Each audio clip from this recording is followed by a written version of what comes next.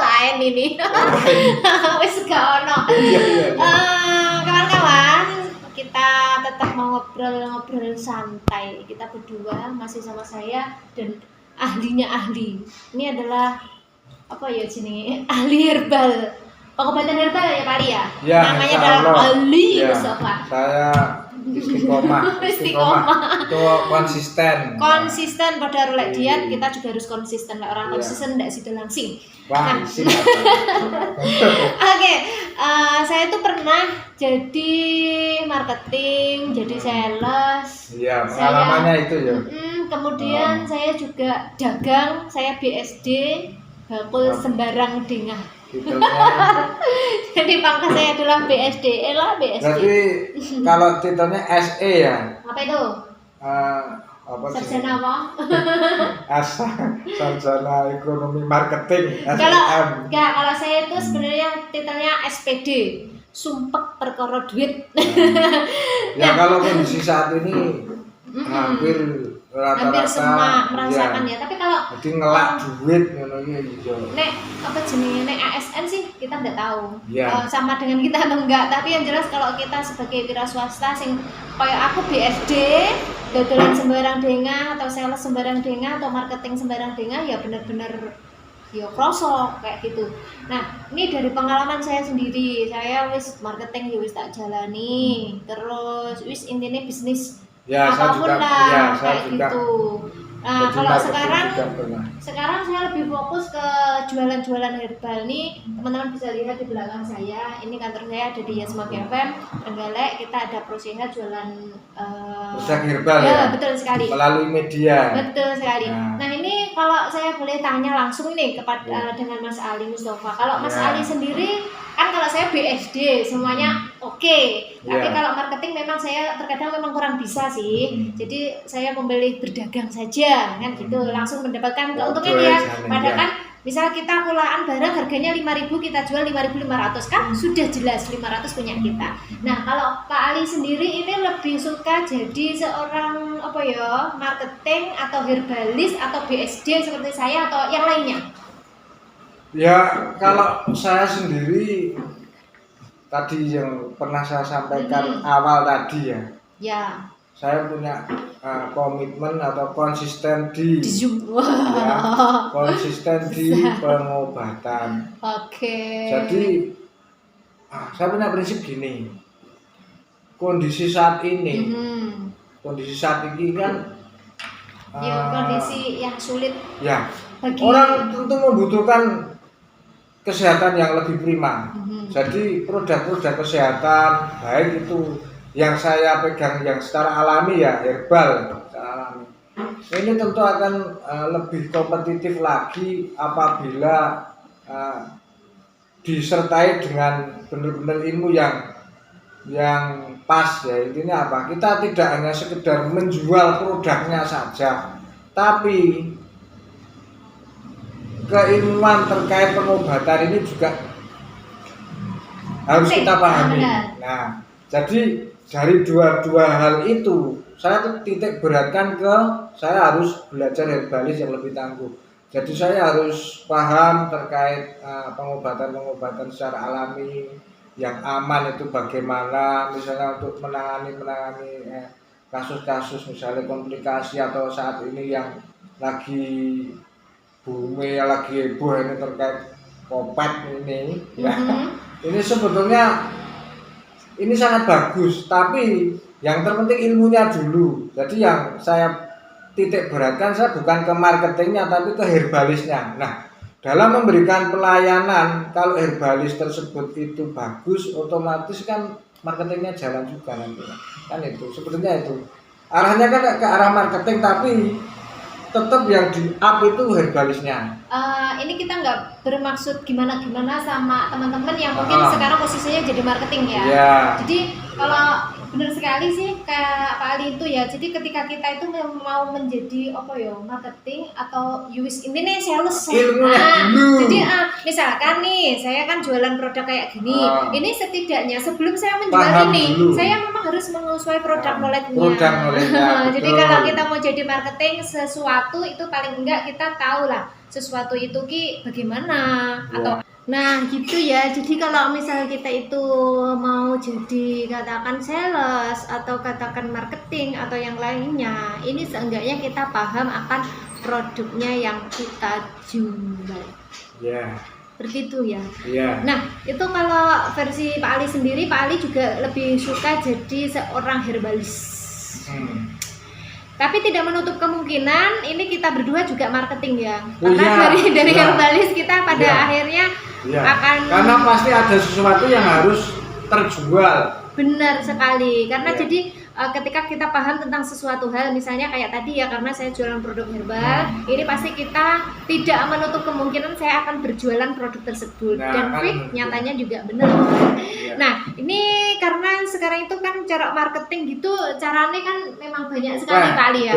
Nah ini kalau Pak Ali sendiri tuh yang paling apa ya, yang paling disukai itu bagaimana? Ya, atau cara yang saya suka ya cash, tegese cash ki ndak kredit. Yo, ndak hijau. Satu. Gini ya pokoknya Pak jual beli gitu saja. Ada uang ada barang. Ya, seperti itu. Terus kan banyak seperti misalnya sistem ya, kalau marketing kan sistemnya banyak. Ini terkait sistem anak yang multi level marketing. Nah, sebetulnya ada yang kayak distributor aja. Nah, ada yang semi dan sebagainya, reseller dan sebagainya. Ya kalau saya ini produk ada uang, ada barang dan bisa bermanfaat bagi pengguna itu sudah alhamdulillah kan gitu. Itu kayaknya sama dengan saya. Saya itu kalau jadi apa ya mbuh marketing, mbuh bakulan, saya juga lebih suka ono duit, ono barang. Jadi kalau untuk menjalankan ini sistemnya harus gini, kamu harus ditarget, harus jualan gini-gini. Kalau saya terus terang saya ampun. Nah ini yang tak perlu tak tanyakan, ini tak tanyakan balik. Ini terkait marketing menunggu mau.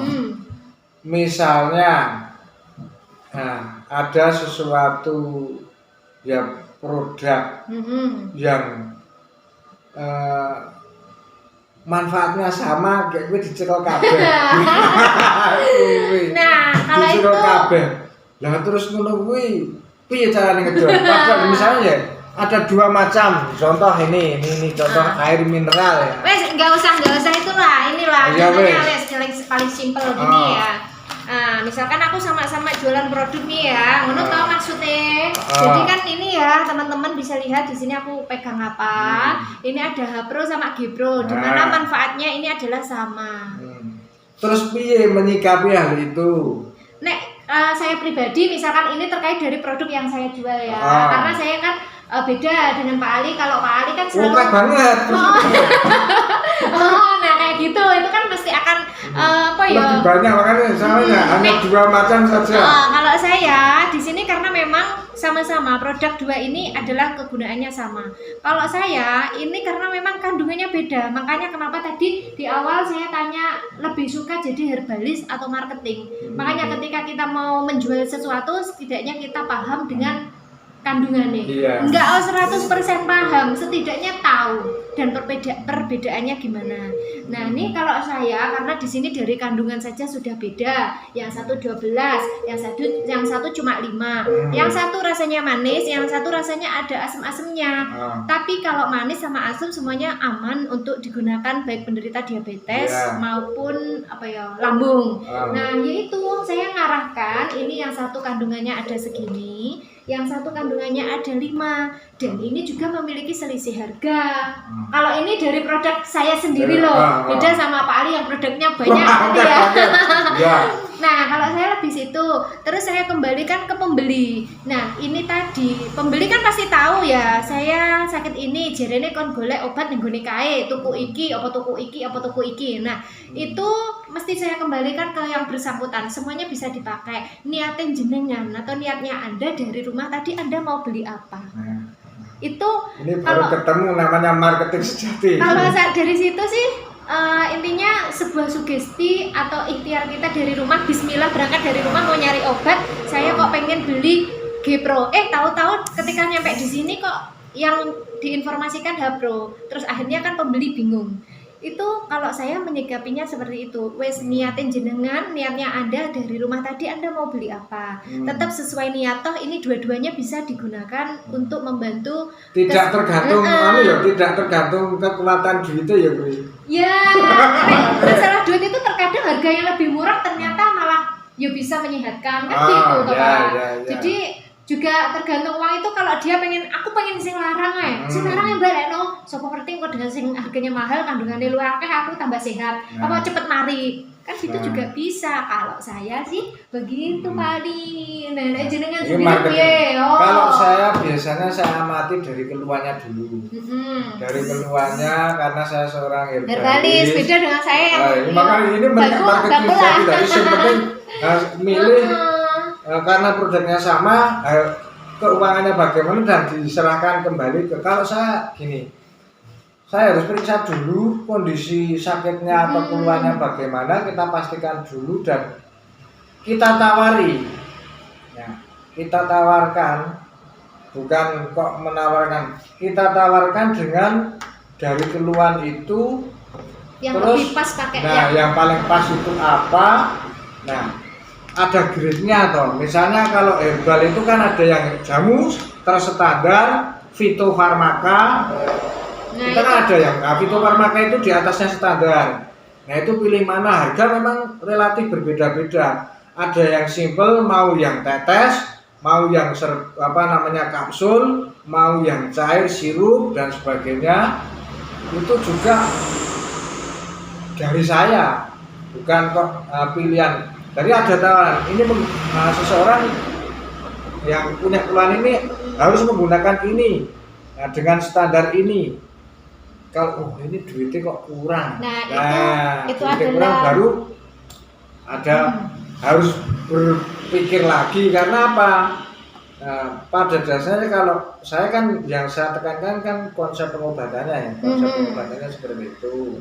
Itu kan memang kalau Pak Ali itu kan ahli herbal atau mungkin dia ahli pengobatan herbal ya. Dia kan lebih paham tentang penyakit maupun bahan-bahan kandungan di dalam herbal. Makanya ini kan ngobrol-ngobrol, siapa tahu nanti bisa ditiru nih yang sebelah ini, nanti selain jadi marketing lama-lama pinter jadi herbalis juga. Amin. Jadi gitu ya. Karena gini, asik seorang herbalis itu asik. Saya bilang asik karena apa?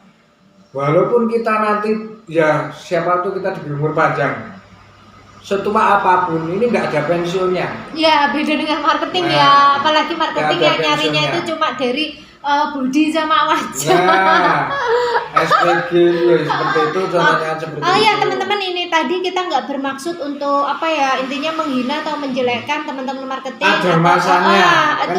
Enggak ya, jadi teman-teman jangan tersinggung karena semuanya itu tergantung dari pilihan kita mau jadi apa atau jualan apa atau kerja apa, itu kan tergantung dari kita masing-masing. Saya juga kalau misalkan jadi semacam SPG-nan, saya juga pernah kok. Karena profesi saya juga MC, saya juga pernah. Cuman waktu itu memang saya nggak pernah pakai baju mini sih, walaupun jadi SPG gitu ya. Jadi gitu ya teman-teman. Jadi orang itu lain versi terkait dengan apa yang kita sarankan atau mungkin kita berikan ke orang untuk menggunakan produk apa. Jadi ada marketingnya, ada herbalnya, ada wis ngono ki deh. Kalau Pak Ali kan memang ahlinya herbal, jadi mesti dicek dulu. Seorang marketer herbal itu misalnya di upgrade sedikit saja, upgrade sedikit belajar, sudah misalnya belajar produk knowledge ya, paham terkait produk knowledge, itu tinggal di update paham terkait sebab-sebab sakit atau sebab-sebab penyakit. Setelah itu pasti bisa jadi herbalis handal. Bener nek itu. Karena asli di update sedikit belajar tentang sebab-sebab penyakit. Kalau misalkan ini ya Pak Ali ya, ini kan ada madu juga. Kalau ini kan lebih ke vitamin. Rasanya emang sih kalau G-Pro itu manis ya teman-teman. Tapi saya juga punya konsumen yang stroke kayak gitu tapi sembuh dengan G-Pro. Dan dulu nggak bisa pakai sendal, sekarang udah bisa pakai sandal. Dulu makan pakai tangan kiri, sekarang udah bisa pakai tangan kanan. Padahal cuma pakai G Pro yang harganya lebih murah daripada H Pro. Kalau orang sing kayak barusan tadi kan ada tamu ya, ini katanya sinusitis. Ini kenapa kok saya sarankan yang H Pro? Selain kandungannya atau harganya ya lebih mahal, karena dia itu kan ada kayak temu putih, kayak itu kan bagus banget toh. Iya, itu untuk antioksidannya tinggi. benar, itu biasanya nek orang batuk pilek memang lebih saya sarankan ke yang ini karena di sini kandungannya lebih lengkap, dan untuk orang batuk pilek ini kayaknya emang iya itu sangat bagus dan akan cepat sembuh. Sembuh karena Allah. Cuman lantaran ini. Oke, nah ini kalau versinya Pak Ali dari keuntungan atau manfaat jadi herbalis selain tidak memandang usia, tadi kan sempat dibahas nih, memandang usia, intinya tidak gampang pensiun najan kita itu apa? Selain itu. Keuntungannya selain itu adalah kita di masa-masa yang akan datang itu pasti banyak dikenal orang dari hasil empiris saat ini. Nah, maksudnya gini. Misalnya saat ini kita masih belajar, masih menangani istilahnya produk masih ya laku terjual standar gitu ya. Nah, persentase kecocokan seseorang dengan produk yang kita bawa itu kita amati. Nah, ini yang akan menjadi keuntungannya. Paham toh maksudku? Paham bro? Jadi persentase ini nanti persentasenya oke sing cocok apa sing ora. Nah, kalau banyak yang cocok dengan ini ya ini teruskan yang cocok ini. Kalau yang enggak cocok ya sudah tinggalkan kan ngono. Ini terkait produk. Kita lebih untung dapat pelajaran dari itu. Ini untung. Begitu sudah cocok dengan sesuatu hal yang ini, kita jalankan dengan ini. Di kemudian hari kalau banyak orang yang cocok, pasti kita akan dicari orang. Kita bisa intinya orang-orang merekomkan lah. Rekomendasinya bagaimana? Kita pasti akan dicari orang. Kayak ini mau kan juga bisa jadi dia itu nggak langsung dengar dari iklan kita, tetapi dari tetangganya atau saudaranya. Bosone Jawa getok tular. Nah, gitu. Dan kita juga bosone campuran itu. Nah, iya. Makanya ben paham toh. Dari pengalaman keuntungan orang yang mendapatkan layanan itu cocok, itulah getok tular itu akan berjalan semestinya, dan kita tidak tahu kapan waktunya karena itu yang menentukan Gusti Allah. Tahu-tahu loh, dan memang butuh kesabaran. Nah insya Allah lah kita sabar kayak begitu, nanti prosesnya juga tetap akan tetap stabil gitu loh. Maksud saya nggak naik daun, kalau biasanya naik daun dia juga akan turun gitu ya. Jadi makanya saya tanya di broadcast di radio lama gitu. Ya lama. Dulu pernah dengar sandiwara radio di Tutur Tinular. Ada Sabda Pandita Ratu. Nah, Tutur Tinular itu dulu ada tokoh yang namanya Yolali Pak. Messi ada itu Cina. Terus ada tabib juga toh. Tabib apa itu ahli herbal. Tabib itu kan ahli herbal Cina.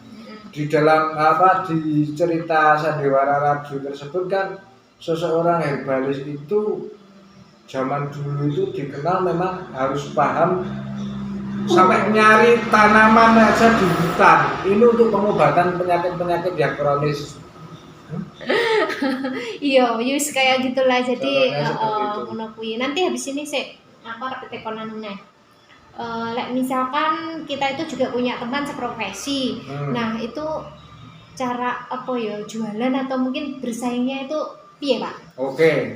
Persaingan bisnisnya lo piye? Oke, nanti saya jawab. Dijeda dulu toh. Tak tinggal. Dijeda dulu.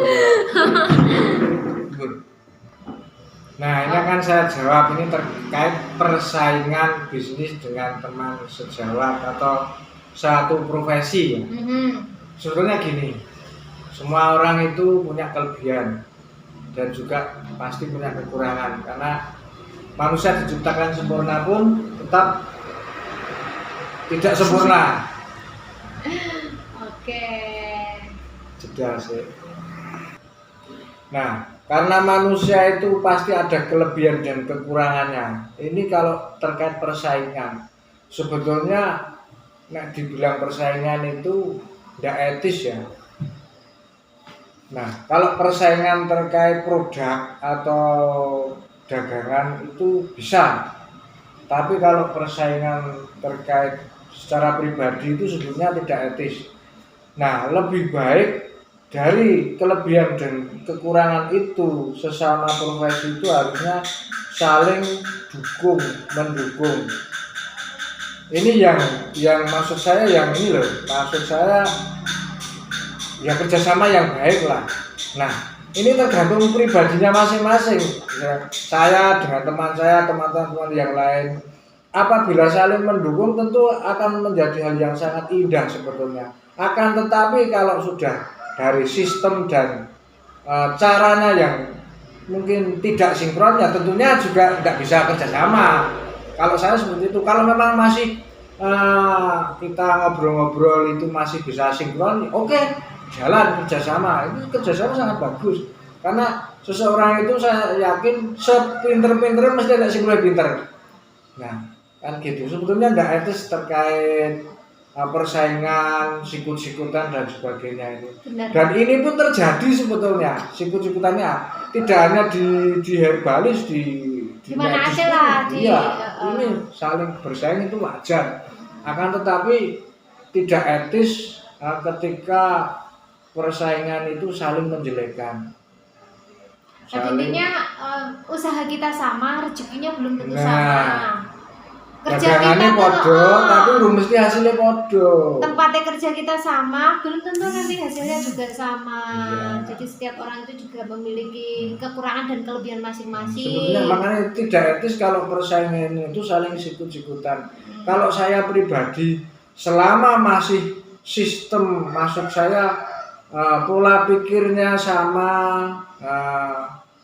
apa yang ngarani? Yes, ngono kuwi lah. Pola pikirnya sama, terus apa yang kita jalankan itu konsepnya juga sama, tentunya kan masih bisa jajak kerjasama. Kecuali yaitu tadi kalau sudah tidak sinkron, aku dicorongin ya, aku tidak mau pakai segala sudah ya kan, berarti kan tidak bisa kerjasama. Manakala itu masih sinkron, tentu akan indah apabila ada kerjasama. Karena aku raiso koncoku iso, tak nene koncoku. Sampeyan sing iso contohnya kan seperti biasanya itu. kalau aku misalkan dapat ada orang minta dikirim barang gitu. Nanti kalau wilayahnya itu kok kebetulan teman saya ada yang lewat situ, ya wes tak kasihkan. Jadi bagi-bagi rezeki lah. Nah, ini itu tidak akan membuat saya tidak dapat orderan atau miskin sih sebenarnya. Saya juga pernah punya keluh kesah sebenarnya cerita. Wah, aku wis tahu. Misalnya ya sesuatu pekerjaan yang ini. Wilayahnya sana wilayah ngono ya. Nah, wilayah. Yo wis tak nang wilayah. Tapi kadang-kadang wilayahnya sendiri dimasukin orang lain. Dimasukin orang lain yang nggak, itu intinya kalau saya sendiri sih tidak masalah. Tidak masalah, rezeki sono sing ngatur gitu. Kadang-kadang yo kok mentolong. Tapi ya jenenge wae duit ya lur ya. Duit kuwi ndak enak, lek duit ini lek ditokne apa kan ya malah dadi enak. Tukokne bakso, tukokne sate kan malah enak. Ya ora. Ya itu tadi kalau saya seperti itu persaingan ya bersaing sehat lah. Bersaing sehat kalau itu ndak etis kalau sebenarnya sikut-sikutan. Yang terpenting karena manusia itu punya kelebihan dan kekurangan. Kekurangan teman harus ditutup dengan kelebihan kita, dan kekurangan kita ya teman kalau bisa menutup karena punya kelebihan yang katanya kita diciptakan saling melengkapi tuh guys. Seperti itu. Nek terus sedikit terakhir kesuwen golek ngobrol. Terakhir apa ya? Lak luwe. Ono bakso lho cah nang ngarep. Tadi udah makan, kita udah makan yang enak-enak tadi. Nah, ini pas kayak gini musim-musim kayak gini, ini tips untuk menjaga kesehatan kita itu yang paling ampuh itu bagaimana ya Pak Ali? Satu, ciptakan dalam hati kita adalah bahagia. Duit orang duit iso guyu. Happy. Oh, aku ora duwe duit yang guyu, ora kenal duit aku. Nah, satu itu, kalau imun bahagia kita itu tinggi, itu juga imun baiknya juga akan meningkat. Satu itu. Kedua, makan makanan yang menyehatkan. Saya tidak mau sebutkan makanan yang menyehatkan, terus saya itu pinter-pinter browsing makanan yang menyehatkan yang dibutuhkan tubuh kita. Jadi makan makanan yang atau minuman yang memang dibutuhkan tubuh kita. Ya, kalau yang sudah tidak dibutuhkan kan tidak usah dimakan. Mudah kita nggak perlu nyebutin apa sih dibutuhkan menungso, apa sih nggak dibutuhkan. Saya rasa teman-teman bisa sudah tahu. Misalnya dan juga bisa ngedukasi ke bapak ibunya. Aku duwe asam urat berarti kan ora oleh panganan wis ngerti. Contohnya seperti itu yang dibutuhkan itu. Ini. Nah, di sini ada. makan makanan yang dibutuhkan tubuh kita. Yang ketiga, istirahat teratur. Sudah. Nah, kalau olahraga jelas sudah, ini secara global saja. Nah, terkait minum, terkait sakit atau mau apa untuk menjaga, herbal banyak, bisa hubungi ini. Nah, untuk meningkatkan sistem imun ada saja. Herbalnya banyak, bisa langsung ke studio, ke rumah bisa. Oke. Juga bisa ke saya. Oh, promosi guys. Gitu. Tapi gak apa-apa, kita kan memang supaya selain herbalis, kita juga kan tadi saya karena sebenarnya ada misi. Saya punya misi ngobrol-ngobrol dengan yang sebelah ini. Ini sebetulnya marketing tangguh. Dia sudah sebetulnya secara offline dan online sudah pinter. Cuma satu grade lagi saya coba misi ini menjadi herbalis nantinya. Tapi saya enggak sekolah kedokteran. Bisa. Cuma tidak pasti. Tapi yang jelas belajar itu tidak ada salahnya dan kita harus belajar itu enggak harus di meja sekolah kan. Ibaratnya yang di sebelah ini punya botol ini masih kosong atau sudah isi tapi belum penuh. Diisi tes air ya, bukan Ini lama-lama pasti akan banyak ilmunya juga. Pelan-pelan. Kadang-kadang saya ajak guyon tapi muga-muga guyon enek manfaatnya. Jadi kalau saya ketemu sama beliau, kita kayak gini ngobrol-ngobrol. Ini pasti kita orang ketang sidik, paribasan kita ngomongnya ada 20 menit. Paling enggak itu guyonnya ya 10 menit lah. Yang 10 menit kita kasihkan informasi sing kiranya memang berguna. Dan yang belum subscribe channelnya beliau silakan subscribe. Semoga ada tip-tip untuk hidup sehat lebih baik di masa mendatang. Bisa untuk istilahnya apa di channel ini. Ini adalah investasi kenangan. Semoga bermanfaat untuk Anda pemirsa semuanya. Oke, monggo ditutup closing. Boleh pilu ya. Endi akunku ketok mundur. Tak tutoi. Jadi kan ala ngeblur loh, guys. Silakan di-subscribe channelnya Ella Dewi Channel. Pokoknya ngetik Ella Dewi Channel pasti pakai YouTube ya, ngetik pasti nomor Nur Dewi. Masa? Iya. Pokoknya kalau buka YouTube langsung Ella Dewi Channel itu langsung yang paling tinggi. Iyalah. Itu silakan di-subscribe. Benar. Semoga bermanfaat, tip-tip sehat di kemudian atau di lain kesempatan. Oke, kita kapan-kapan akan ngobrol-ngobrol lagi ya teman-teman, ngobrol santai ya wis opo sing dibahas itu yang ada di sekitar kita atau yang terjadi di sekitar kita, tentang kesehatan atau apapun itu. Kita ketemu lagi di lain kesempatan, kita berdua pamit ya, sampai jumpa. Jangan lupa subscribe, kemudian didulek loncengnya ayo, kemudian like like-nya jangan lupa. Dadah, selamat ya Hene dan wassalamualaikum warahmatullahi wabarakatuh. Waalaikumsalam warahmatullahi wabarakatuh.